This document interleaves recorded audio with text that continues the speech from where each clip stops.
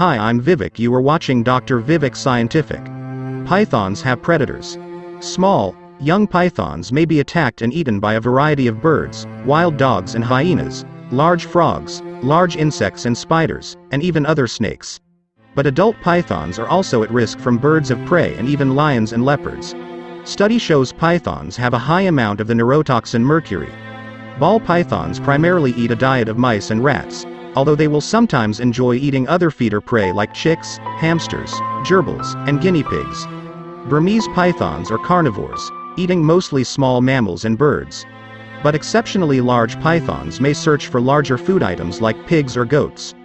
Reticulated pythons are one of few snakes that grow big enough to be able to swallow a human. Once they've constricted their prey, their incredible jaw, which in a quirk of evolution features bones that are found in our inner ear, comes into play. They attack in an ambush, wrapping themselves around their prey and crushing it, squeezing tighter as the victim exhales. They kill by suffocation or cardiac arrest within minutes. Pythons swallow their food whole. Their jaws are connected by very flexible ligaments so they can stretch around large prey. Once a snake's prey is fully inside its mouth, the snake will soak it in saliva and push it down its esophagus. As the food moves down, the snake's muscles will crush the food and keep it moving until it reaches the stomach, where it will slowly be digested. A snake's main adaptation is its very form. With no legs, arms, ears and other appendages, it can slither through grass or among rocks without causing disturbance that might frighten prey.